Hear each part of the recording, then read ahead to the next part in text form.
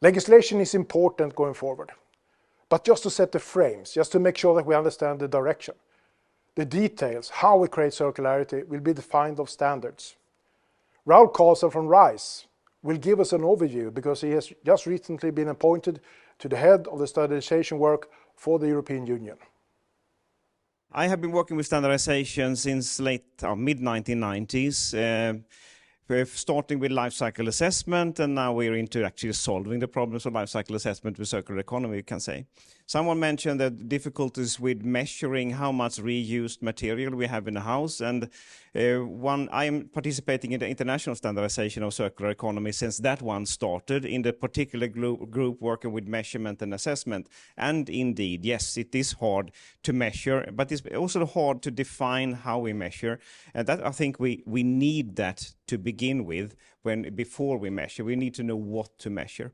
And that is basically what my talk is about. We need stuff. We need standards. We need agreements. We need consensus in order to get anything done. Actually, we can have a lot of interesting examples of research results, but unless we can scale them up on the global scale, or at least the national scale, global scale, etc., or sector scale, it's difficult to actually change the world. And that is what I think we are going to do. We're going to change the world, and that is what I think I've been doing since the 1990s, and I also, before I started with standardization, I thought that is what I'm going to do. I'm going to work with that. And I think I'm pretty successful since I contribute with standardization very much and very hard. So the perspective of standardization is quality infrastructure, because we have a society of quality infrastructure that ensures that we can trust the gas station, that ensures that we can trust that money is actually made from someone who is responsible for the value. And now when we come into the digital coins, we see that maybe no one is actually standing for that. So issues with these things. So quality infrastructure is something, and knowing that when we have something in our hands, it actually is what they say. So what about the quality infrastructure of circular economy? I'll start with just one question. We use the term circular economy here, and we can say, oh, this is a circular solution, and we can ask ourselves, am I circular? And I just start with this way of looking at it. Let's see if I can point. Is it red? Yes, it's red. So I can say that when I need something, needs or solution, solutions is the word that we defined in the standardization that we're going to use for anything that we buy. Something we need, we satisfy our needs. So how much resource do I use when I get the solution? How much resource do I use when I renovate the house, when I build a house, for example? The resource use is a key. And as we said, it's not waste, it's resource perspective that we have all the time in circular economy. So one can look at how circular I am from whatever I consume, or from the system I'm working in, living in, for example, the region or nation, or I can look at my sector that I am working in. Now we talk about the waste sector, and we can look at the waste sector as such, if that is circular. But does that mean that we have a circular society? So we in our group, and also from the politicians' point of view, we hear that start small. Yes, that's right. But we cannot remain small, because we're actually going to shift everything. Probably otherwise we will not shift anything. So we have to aim high.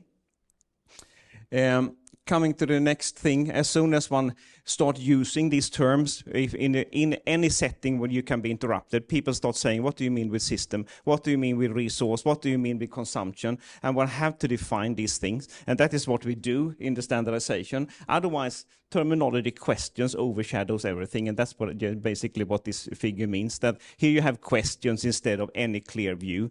And this standardization is intended to help us get over that. For example, one thing we have in standardization right now, this was a voting that terminated 17th of July this year. And for the standard 5904, the international standard, that is saying what circular economy is, the framework. And of course, the terminology issue we have there that is really actually pretty stable. It's not final, but until it's published for a real standard. That is the final draft international we're coming up to now. But what we have is that it's a circular economy. It's an economic system that uses a systemic approach to maintain circular flow of resources by recovering, retaining, or adding to their value. And here we talk about recovering and we talk about retaining, for example, keeping houses from being torn down to build new ones, but especially to their value. So not resources themselves. We want them valuable, not just have them, but they should actually put into use or make a service for us. And also contributing to sustainable development. That is really one sentence saying that circular economy contributes to sustainable development. Unless, if it doesn't, it's not the circular economy. So if you try to make something circular while adding more resources in order to make that circle round, it's not really a circular economy from that perspective. Having said something about that, what we also today talked about a bit is to use waste, the drop waste, look at it from, no, we don't want any losses anymore. We want to have them as some kind of circle. Let's see if it happens. Does it happen? No, it doesn't happen. It should happen. Ah, now it happens. So you want it to be circular from recycling, and you produce resource, and you want to have reused resources. That is the business what we very much listen to today. And somewhere here, we have sometimes problems with getting it to the high quality that we used to have when we were agreeing on production and manufacturing of virgin resources. And therefore, when we do these reused resources, we might sometimes not want to have exactly the same quality of the resources that we have here. This might be hard because we have a very much the contaminated source of resources in the beginning, and in the end we want to have something new. So here we have to standardize new classifications. We have projects with that RISE with participating on ABS plastics, for example. They do not come out exactly as clean. The same when we take the next step, when we talk about refurbishment or remanufacturing, and we want to reuse components or entire structures. We don't trust them. We talked about that. What about the old windows? What about the old concrete frames? How do we verify them? And again, this is funny. Okay, so. And then we have this extended lifetime issues. And what do we mean with an extended lifetime? And how do we achieve an extended lifetime? And also here we have projects where we're trying to certify lifetime of new consumer products or any type of consumer product. How do we certify that they actually live longer already when we buy them? So all these things have to be standardized. We have to certify them. Otherwise, consumers or anyone who have an exchange of product and economic transaction of ownership, it's tricky to get this to work. People don't trust. We have to have a system that trusts, and to make us trust. So how do we fix that? Yeah, this is a picture that Swedac has produced, but it's really a global picture of how the world works. We have laws, of course, but laws cannot be made. You talk about regulations. We need better supporting regulations. Yeah, but if they stop blah, blah, we don't know what they mean. They have to have standards because the standard language that actually means something to us. And the standards and all these measurement methodology have to have certification bodies. We want someone, not us, to always come with a measurement stick or laboratory equipment. Someone else have to do that to certify that someone actually followed the law with the standards, the language. And again, then the enterprises can work. So here we come to the enterprises, and here we come to the poor consumers and citizens who have no possibility to check in everything.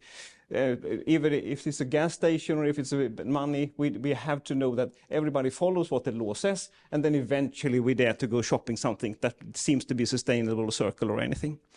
And the same with standardization. It is when we go to a global level, then we have a standardization agreement on ISO level, CEN level, the one that I'm just starting in the circular economy working group. And then we can actually have a global market where we actually can make a full circular economy work. And coming then to, I just said that the standards, the circular economy definition happened in standardization at the ISO level. Now it says national, but it should have been also, of course, meant something at that international level. And we have also examples of how regulations are built And they say that this is the new regulation on battery regulation that will be active in 2027. They say that all information, including the passports that they will use later on, will be based on open standards. So they again address that the new level of standards will have to be developed in order to be able to exchange data. So it's a very strong relationship between standardization and laws. One new example also of that quality infrastructure and has standardization work and certification work is that this directive has been out for proposal, and it has been responded to by experts, among others. And it's about green claims. So any claim you make about circularity, sustainability, eco-friendly has to be verified by a third-party verifier. So that is interesting. If you follow the law, you're not allowed to say it, because of course you follow the law. So that is not a good thing. But then if you say something else, you actually need to have a third-party verification of that, which is a proposal, but it's pretty strong because greenwash is the problem. All investments put in real companies, the thing we hear here today, for example, if anyone can say the same things and no one can check it, what should we do with it? So that is really important. And we support that, but we don't know, of course, what happens when it goes when all the comments go back to EU. So, what I said also, the international standardization that goes on now, it's basically what I should say is that it will be released in early 2024. The final sprint is done right now with all the experts. It describes circular economy, how to do businesses, and how to measure and assess. And they can then be used by anyone. And the one that I will now lead in the European level is this proposal has been accepted. So we are in the middle of having voted positively and starting 28th of November in SIS in Stockholm. And we will work with the framework and terminology to be used for legal issues. We will work with information sharing. What does everybody need to share? What type of information it might need to share between sectors and organizations? What does extended producer responsibility mean? I think that all of you have heard about the concept. Here one will actually define the concept in the standard. And also circular business models and circular procurement. And we also mentioned that here. How can we make public organizations to procure more correctly, more in line with a language? And we want to work with that also. And we already have stakeholders in all of these working groups that want to participate. And that's it.